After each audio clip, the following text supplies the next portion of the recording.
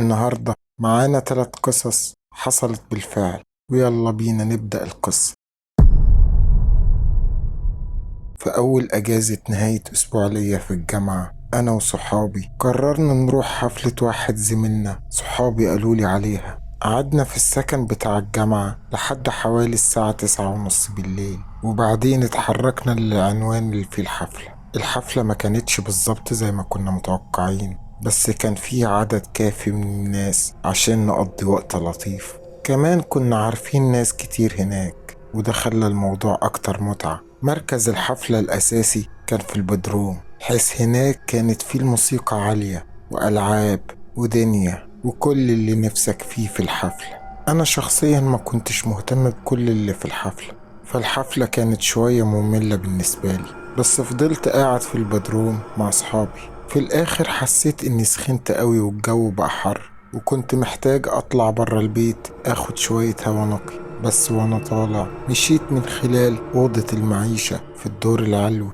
حيث كان فيه كام شخص قاعدين على الكنب بيتكلموا. لاحظت بنت قاعدة على الكنبة كانت بتقعد جنبي في واحدة من الحصص. قررت أروح أتكلم معاها وأسلم عليها. المحادثة بينا كانت جميلة، وقعدت جنبها على الكنبة وفضلنا نتكلم لفترة عن الكلية وحاجات عشوائية تانية. كانت استراحة منعشة بالنسبة لي، بعيدة عن الإزعاج والجو اللي تحت في الحفل. كنا بنتكلم بقالنا شوية لغاية لما لاحظت إن في شاب قاعد على الكنبة اللي قدامنا عمال بيبص عليا. ما كانش بيتكلم مع حد، ما كانش في حد حواليه، كان بس قاعد بيبص عليا. كنت ببص عليه بنظرات خاطفة وقت المحادثة بيني وبين زميلتي، وكل مرة كان مركز عليا بنظرة أكتر حدة. بدأت أحس إنه غريب، فقررت أنهي المحادثة مع زميلتي وأرجع للبدروم لصحابي. وأنا واصل عند قمة السلم اللي نازل للبدروم، حسيت بإيد باردة ماسكة دراعي من ورا بقوة. كان الشاب اللي كان قاعد على الكنبة. من غير ما يقدم نفسه قال بصوت مش لطيف: عايز تخرج برا تاخد شوية هوا؟ قلت له لأ، وطلبت منه يسيب دراعي. وهو لسه ماسك دراعي بص عليا كام ثانية، كنت خايف إنه مش هيسيبه. في الآخر سابني بالراحة، ونزلت بسرعة للبدروم علشان ألحق صحابي في وسط الحفلة. في اللحظة دي كنت مستعد أرجع للسكن، بس صحابي كانوا لسه بيلعبوا. فضلنا شوية كمان، كنت ببص حواليا في البدروم أدور على حد أعرفه، لما شفت الشاب تاني واقف في ركن البدروم لوحده وبيبص عليا تاني. فضلت مراقبه عشان أبقى متأكد إني عارف مكانه عشان ما أقربش منه لبقية الليل. أخيرا حسيت بالراحة لما واحد من صحابي قال لي إن عربيتنا وصلت وإنه جه الوقت علشان نمشي. ودعنا الناس وركبنا في العربية، وإحنا بنبعد عن البيت شفت حد بيتفرج علينا من الشباك الأمامي، الستارة متسحبة شوية وراسه طالعة من وراها. أكيد كان الشاب اللي كان بيبص عليا طول الليل. لحسن الحظ محدش تبعنا لحد البيت الليلة دي. الأسبوع اللي بعده في الحصة سألت صاحبتي إذا كانت تعرف مين الشاب اللي كان قاعد لوحده في أوضة المعيشة معانا. قالت إنها ما تعرفش، بس هو كان قاعد على الكنبة طول الليل لوحده مش بيكلم حد. الشاب ده خلى تجربتي الأولى في حفلات الجامعة مرعبة جدا، وفضلت أبص حواليا لبقية الوقت في الجامعة، بس عمري ما شفته تاني في الحرم الجامعي أو في أي حصص. في أول سنة ليا في الجامعة اتعرفت على مجموعة من الصحاب اللي كانوا بيحبوا يستكشفوا الأماكن المهجورة. عمري ما جربتها قبل كده، بس معظم صحابي كانوا بيستمتعوا باستكشاف المباني القديمة المهجورة. طالما المكان ما كانش شكله خطر جدا كنت بروح معاهم. كانت فرصة مثالية علشان نستكشف مسرح مهجور وقديم كان موجود من سنين، وكانوا ناويين يهدموه كمان شوية شهور. صحابي قرروا إنهم عايزين يشوفوه قبل ما يتهد. ال5 اللي كانوا رايحين معايا للاستكشاف اتحركنا عند نص الليل للمسرح. لقينا أبواب خلفية صغيرة، وبعد كام زقة على الباب اتفتح ودخلنا المسرح. ما عنديش فكرة ايه السنة اللي المسرح ده اتبنى فيها او امتى اتساب مهجور، بس كان في حالة وحشة جدا. كان في كومة من الكراكيب في كل حتة. منطقة مهجورة كانت مليانة بالأدوات المسرحية القديمة وحاجات تخزين تانية، وده كل اللي معظمنا قضى وقته في استكشافه. واحد من صحابنا اللي هناديه بمنعم كان رايح ناحية منطقة التخزين. خشبة المسرح كان فيها فتحات كبيرة، وقلنا المنعم ياخد باله وهو واقف هناك. فجأة سمعنا صوت تكسير عالي جاي من المسرح. بصينا لقينا جزء كبير من خشبة المسرح انهارت ووقعت وواخدة منعم معاها. جرينا ناحية حافة المسرح وأخدنا نفسنا لما شفنا منعم واقف وبينضف التراب من عليه. شكله ما تأذاش، كان وقع حوالي 10 أقدام لتحت في ممر تحت خشبة المسرح. كان فيه أبواب بتودي العدد من الأوض بتاعة تغيير الملابس وغرف التخزين. قبل ما نقدر نفكر أو حتى نسأل منعم إذا كان كويس ولا لأ، سمعنا صوت خبط عالي بيتردد في المكان كله مسبب هزة في الحيطان. شفنا شكل بيجري في الممر وبيخرج من باب بره المسرح. أنا اتخضيت وكنت مستعد إني أرجع، لكن الباقيين كانوا عايزين يستكشفوا أوضة تغيير الملابس في الممر. مشيت معاهم وفتحنا باب ورا التاني. في الآخر فتحنا باب بيوصل لأوضة، وكان منعم أول واحد بيبص جوه. لف وشه وهو بيتقرف. لما نورنا بالفلاشات جوه الأوضة اكتشفنا إنها معمولة زي أوضة نوم مؤقتة بسرير خشبي متهالك وكام كرسي وحاجات عشوائية في الأوضة. على الأرض كانت في بقايا حيوانات ميتة، أغلبها سناجب وأرانب. الريحة اللي كانت طالعة من الأوضة للممر كانت فظيعة. بسرعة قفلنا الباب. في النهاية كلنا اتفقنا إننا نرجع للبيت.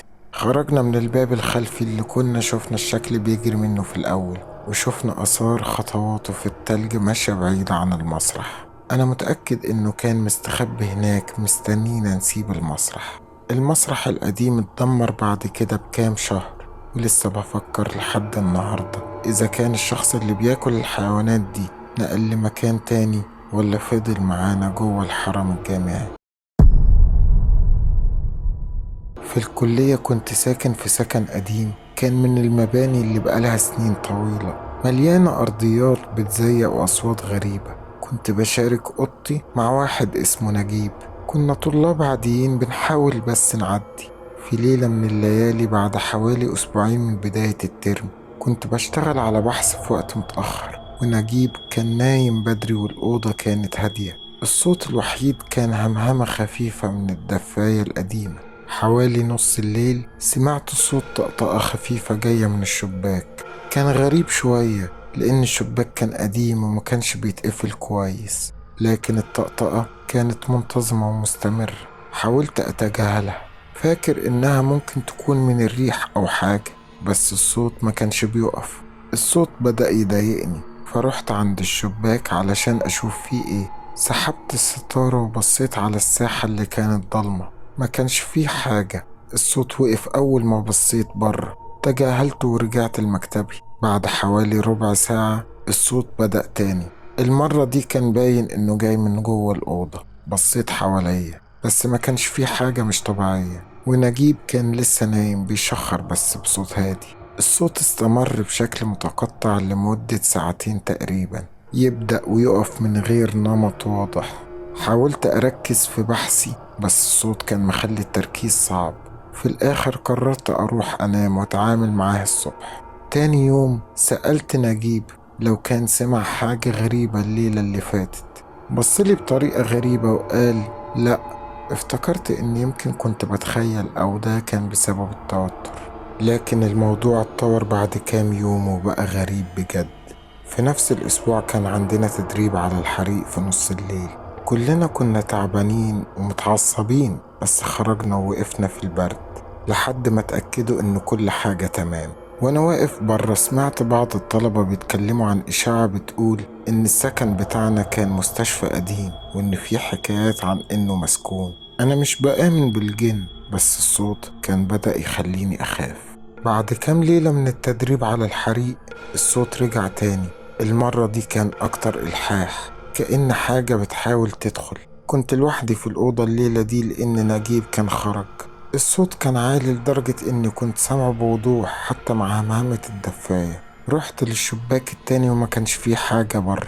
بصيت حواليا في الأوضة وفتشت الدولاب وتحت السرير، بس كانت كل حاجة طبيعية. حاولت أتجاهل الصوت بس ما كانش بيقف. الصوت كان مخلي التركيز على أي حاجة تانية صعبة. قررت أكلم نجيب علشان يجي بدري. رد وقال لي إنه جاي في الطريق، وأنا مستني نجيب إنه يرجع. الصوت بقى أعلى وأنا بقيت في قمة التوتر. كان باين إنه جاي من الحيطان أو السقف، وكنت بدأت أخاف بجد. لما نجيب رجع قال إنه ما كانش سامع حاجة غريبة. قعدنا صاحيين لفترة ونتكلم ونحاول نلهي نفسنا، وفي الآخر الصوت وقف ونمنا. تاني يوم عرفت إن نجيب كان سامع نفس الصوت بس مقالش علشان ما كانش عايز يخوفني أكتر. الليلة دي سمعنا الصوت تاني، بس المرة دي كان مختلف. كان أشبه بالخربشة وكان جاي من كل الاتجاهات. ما كناش عارفين نحدد مصدره. كان باين إنه جاي من الحيطان والأرضية والسقف في نفس الوقت. كنا خايفين ننام، فقعدنا نتكلم عن الموضوع ونحاول نلاقي تفسير منطقي. بعد كام ليلة من نفس الأصوات المزعجة قررنا نطلب مساعدة. كلمنا المشرفة على السكن، بس هي قالت إن دي أصوات عادية لمبنى قديم. حاولنا نشرح إن إحنا حسينا بحاجات غريبة بتحصل، مش مجرد مبنى قديم. وقعدت تبعت حد يشوف، بس مفيش حاجة اتغيرت. الصوت استمر لباقي الترم، بس بدأ يهدى بعد شوية، كأنه الشيء اللي كان بيعمل الصوت تعب أو زهق. عمرنا ما عرفنا السبب الحقيقي ورا الصوت، مع إن بعض الطلبة التانيين كانوا بيقولوا إنهم سامعين حاجات مشابهة، بس ما كانش حد بيتكلم عنها كتير. لما الترم خلص أنا ونجيب نقلنا من السكن لشقة بره الحرم الجامعي. الصوت وقف تماما. اتفقنا إن اللي كان بيحصل كان مرتبط بالمبنى القديم. حتى دلوقتي لما بفكر في الموضوع بيجيلي إحساس بالقشعريرة. مش عارف إذا كان الموضوع له علاقة بحاجات خارقة للطبيعة ولا مجرد مبنى قديم بيزين. بس الحقيقة إن مفيش حد قدر يفسرها، وإن الصوت وقف أول ما سيبنا المكان ده بيخليني مش مرتاح. دايما بفكر إذا كان الشخص اللي سكن في الأوضة بعدينا سمع نفس الصوت ولا لأ. يمكن سمع، يمكن لأ. ده واحد من الألغاز اللي عمرها ما هتتحل. بس هفضل دايما فاكر الليالي دي والأصوات الغريبة اللي خلتني أصحى طول الليل.